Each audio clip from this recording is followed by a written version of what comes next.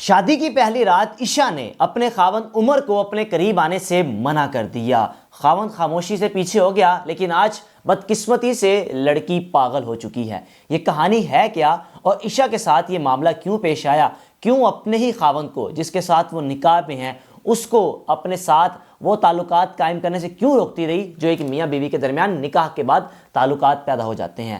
یہ کہانی آپ نے لازمی سننی ہے، اور وہ تمام خواتین، خاص طور پر اس کہانی میں آپ مرد کے حوصلے کو بھی سلام دیں گے، اور دوسری جانب لڑکی نے اپنے آپ کو تبدیل تو کر لیا، لیکن اس وقت تک وقت گزر چکا تھا۔ جناب علی، عشاء اور عمر کی شادی کروا دی گئی گھر والوں کی جانب سے۔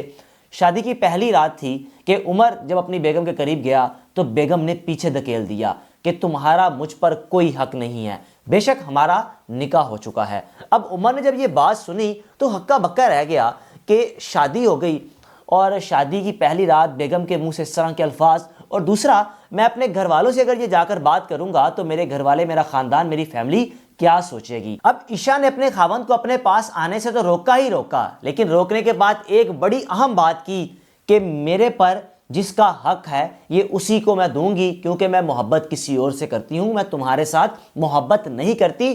شادی کروا دی گئی مجبوری میں، لیکن میں تمہیں وہ حقوق، وہ تمہیں حق نہیں دے سکتی۔ جناب علی، عمر جو کہ سوچتا رہا کروں تو کروں کیا؟ اگر گھر والوں کو جا کر کوئی ایسی بات بتائی تو وہ سوچیں گے میرے بارے میں شاید ہمارے بیٹے میں کسی قسم کا کوئی مسئلہ ہے۔ اور عمر نے کیا کیا؟ اپنی بیوی کو اس کے حال پر چھوڑا۔ فجر کی نماز کا وقت ہوا، جائے نماز بچھانے کے بعد اللہ کے آگے رو رو کر دعا کرتا رہا، گر گرا کر دعا کرتا رہا کہ میری شادی تو ہو گئی، لیکن شادی کے دن جو مسئلے مسائل پیدا ہوئے ہیں، ان مسئلوں سے میں کیسے نکلوں گا، اور ان مسئلوں کے بارے میں میں کیسے بات کر سکتا ہوں؟ اور دوسرا، میری بیوی جس سے محبت کرتی ہے، میری بیوی کو وہ شخص مل جانا چاہیے تھا، کیوں میری بیوی کے ساتھ زبردستی کی گئی، اور میرے ساتھ بھی جھوٹ بولا گیا فیملی کی جانب سے کہ اس لڑکی کا کسی کے ساتھ بھی کسی بھی قسم کا کوئی بھی تعلقات نہیں ہے۔ اب جناب، شادی کے اگلے دن جب عشاء اپنے گھر چلی گئی، 2 سے 3 روز گزر گئے، عمر کو عشاء کی والدہ کی کال آئی کہ بیٹا آپ لینے نہیں آئے اپنی بیگم کو، آپ لینے آئیں، وہ انتظار کر رہی ہیں آپ کا۔ اب عمر ایک طرف سوچ رہا ہے میں جاؤں یا نہ جاؤں، اگر نہ جاؤں گا تو سب کو سچ بولنا پڑے گا، اور اگر چلا جاؤں گا تو جیسے پہلی رات گزاری ایسی مجھے آگے زندگی بھی گزارنی پڑے گی۔ جناب، عمر اپنی بیگم کو لے کر گھر آ گیا۔ اب گھر آنے کے بعد ایکٹیویٹی کچھ یوں تھی کہ عشاء کی اپنی لائف اور عمر کی اپنی لائف۔ اب عمر کیا کچھ برداشت کرتا رہتا تھا گھر میں رہتے ہوئے کہ عشاء دن کی روٹین میں اپنے موبائل سے اس نوجوان کے ساتھ رابطہ قائم رکھنا جس کے ساتھ یہ محبت کرتی تھی، ان چیزوں کو بھی برداشت کر رہا تھا عمر، اور اپنے اندر چھپائے رکھا تھا کہ اپنی بیگم کے راز یا اپنی بیگم کے بارے میں میں کسی سے بات نہیں کرنا چاہتا، جو یہ اس کو من چاہتا ہے یہ کرتی رہے۔ جناب علی، تقریباً 3 سے 4 مہینے گزر گئے۔ اب اسی روٹین میں ہوا کیا؟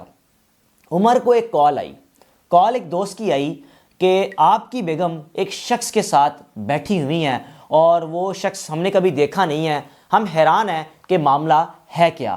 اب جناب علی، عمر نے کہا کہ گھر تک تو بات ٹھیک تھی، گھر میں رہ کر عشاء جو کچھ کر رہی تھی، لیکن گھر سے باہر نکلنا اور جا کر ملنا یہ چیز ناقابل برداشت ہو گئی ہے۔ اب میرے خیال میں مجھے اس کو طلاق دے دینی چاہیے، جو اس کا دل چاہتا ہے، جو اس کا من چاہتا ہے، مجھے اس کو اجازت دینی چاہیے۔ مجھے اس کو اپنے ساتھ رکھ کر دبانے سے بہتر ہے کہ جس نوجوان سے یہ محبت کرتی ہے اس نوجوان کے حوالے اس کو کر دوں، تاکہ ان دونوں کی محبت نکاح میں بدل جائے، میں طلاق دے دوں۔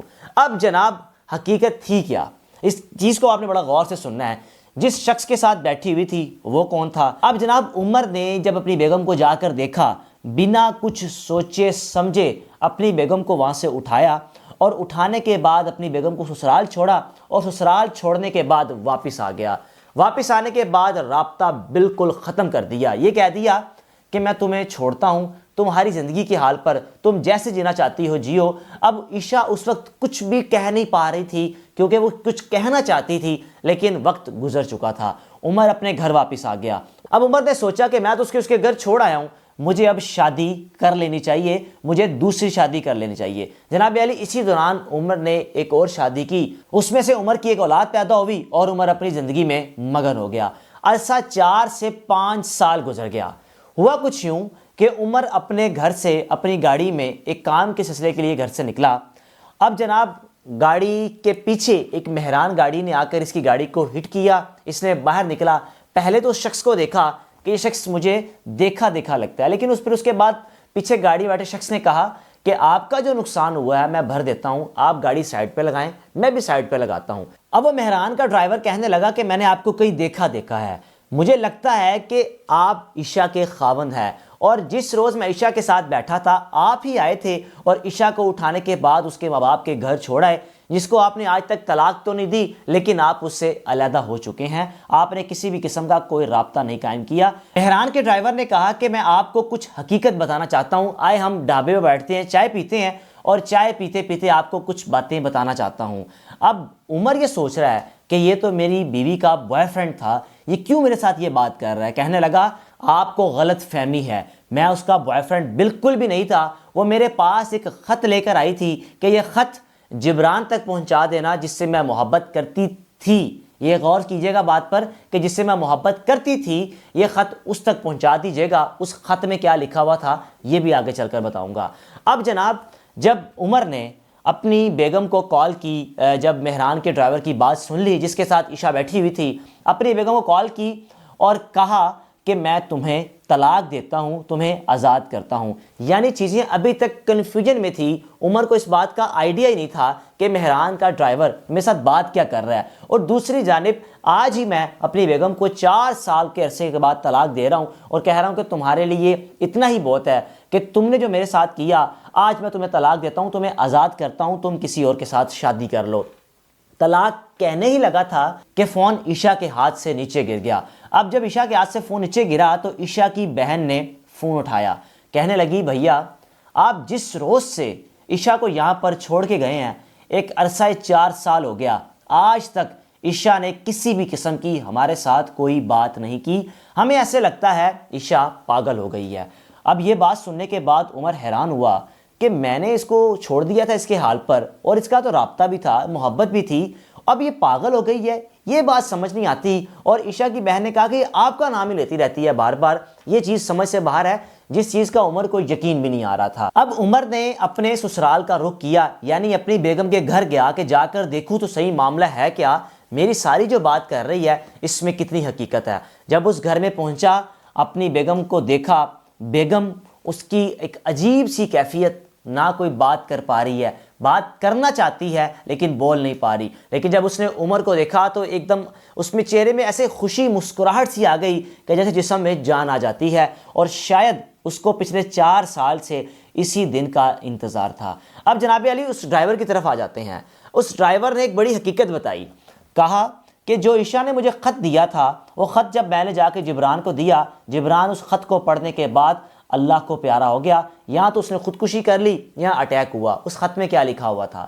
خط میں یہ لکھا تھا کہ میں نے 4 سے 5 مہینے اپنے خاوند کو اپنے پاس بھی نہیں آنے دیا، لیکن مجال ہے اس شخص کی آنکھوں میں یا اس کے ماتھے میں مجھے لے کر کسی بھی قسم کا کوئی غبار ہو، یا اس کے اندر کوئی ایسی گرج ہو مجھے لے کر، اس شخص نے ایک لمحے کے لیے بھی نہ میرے ساتھ بدتمیزی کی، نہ کوئی ایسا رویہ رکھا کہ میں حیران تھی کہ اس کا حق ہے مجھ پر، میں اس کو حق دے بھی نہیں رہی، اس کے باوجود یہ میری عزت کا خیال رکھ رہا ہے، اس کے باوجود یہ میرے کہنے پر چل رہا ہے۔ ان چیزوں سے عشاء اتنی انسپائر ہو چکی تھی کہ وہ فیصلہ کر چکی تھی کہ میں جبران کو چھوڑ دوں گی، اپنی زندگی عمر کے ساتھ گزاروں گی، کیونکہ عمر ایک دنیا کا بیسٹ ہسبینڈ بن کر سامنے آیا ہے، اور ایک بیسٹ ہسبینڈ ثابت ہوا ہے جس کا میں کبھی تصور بھی نہیں کر سکتی تھی۔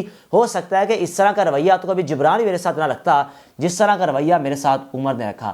جناب اب دوسری جانب جبران اللہ کو پیارا ہو چکا ہے، خط پڑھنے کے بعد اٹیک ہوا یا اپنی خودکشی کر لی۔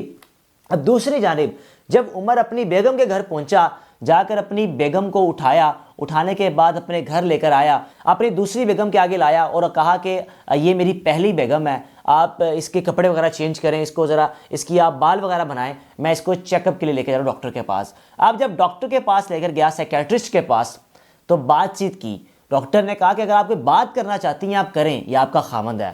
تو جناب علی عشاء نے کہا کیا؟ عشاء کہنے لگی میں آپ کو اس روز حقیقت بتا دیتی، لیکن آپ نے ایک لمحے کے لیے میری بات نہیں سنی، آپ نے مجھے غیر مرد کے ساتھ تو دیکھ لیا، لیکن آپ نے یہ نہیں پوچھا یہ کون ہے۔ آپ کو شاید یہی لگا کہ یہ وہی مرد ہے جس کے ساتھ میں رابطے میں رہتی ہوں، لیکن اصل میں میں اس مرد کو چھوڑنا چاہ رہی تھی، اس مرد کے سہارے کہ یہ میرا پیغام اس تک پہنچا دے گا، بس یہ 2 چیزیں تھی۔ اگر اس روز آپ میری بات سن لیتے تو شاید یہ 4 سال ایسے نہ گزرتے، لیکن اگر میں اپنے آپ کو شادی والے دن ہی ٹھیک کر لیتی تو میرے ساتھ بھی ایسا بیہیو نہ ہوتا۔ دونوں میاں بیوی نے ایک دوسرے کے معاملات کو سلجھایا اور آج دونوں میاں بیوی خوش اسلوبی سے زندگی سپینڈ کر رہے ہیں، اور جو پہلی بیگم ہے عمر کی عائشہ، اس نے دوسری بیگم کو بھی تسلیم کیا ہے، وہ دونوں بیویاں مل کر عمر کے ساتھ زندگی گزار رہی ہیں۔ آخر میں یہی کہنا چاہوں گا، میاں بیوی میں جو تعلقات خراب ہو جاتے ہیں، گیپ آ جاتا ہے، لیکن اگر آپ کمیونیکیشن کریں یا موقع دیں بات کرنے کا تو یقین جانیے بڑے مسئلے مسائل حل ہو جاتے ہیں۔ اپنے میزبان کو اجازت دیجیے، اللہ حافظ۔